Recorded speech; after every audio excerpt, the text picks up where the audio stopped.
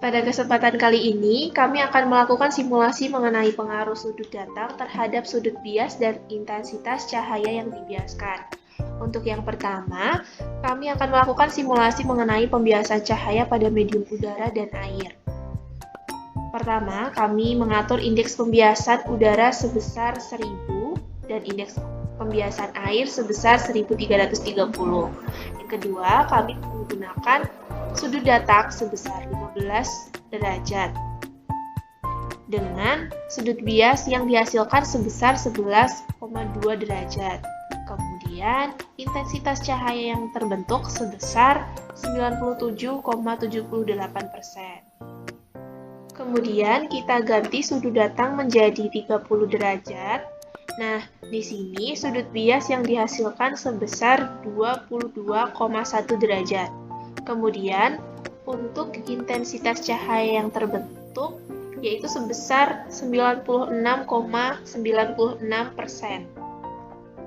Kita ubah lagi sudut datangnya menjadi 45 derajat. Nah, dari sini, sudut bias yang dihasilkan sebesar 32,1 derajat.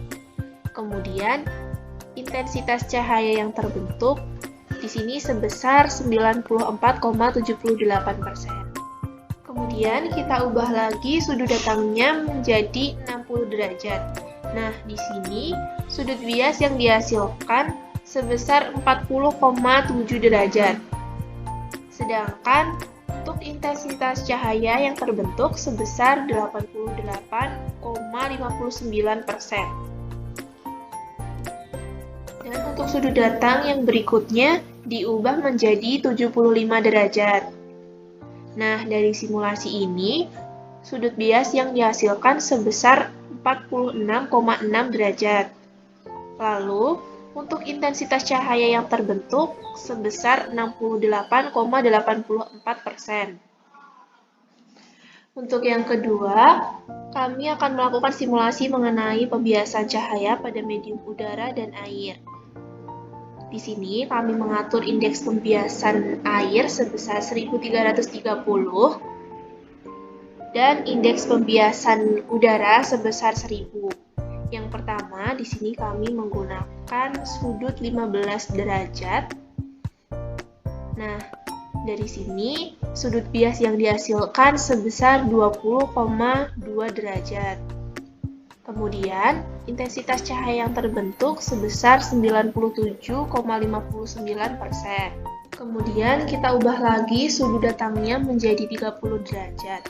Nah, di sini sudut bias yang dihasilkan yaitu sebesar 41,7 derajat. Sedangkan untuk intensitas cahaya yang terbentuk sebesar 95,46%. Kemudian kita ubah lagi sudut datangnya menjadi 45 derajat. Nah, di sini sudut bias yang dihasilkan sebesar 70,1 derajat. Sedangkan untuk intensitas cahaya yang terbentuk sebesar 78,09%. Kemudian kita ubah lagi sudut datangnya menjadi 60 derajat. Pada sudut 60 derajat, sinar tidak lagi dibiaskan, namun dipantulkan. Pemantulan ini dinamakan pemantulan sempurna.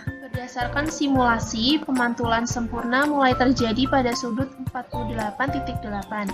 Hal ini terjadi karena sudut datang lebih besar dari sudut kritis. Pada simulasi sudut kritis terjadi pada sudut datang sebesar 48,7 sekian, sehingga menghasilkan sudut bias 90 derajat. Dan untuk sudut datang berikutnya diubah menjadi 75 derajat. Pada sudut 75 derajat juga terjadi pemantulan sempurna seperti di sudut 60 derajat.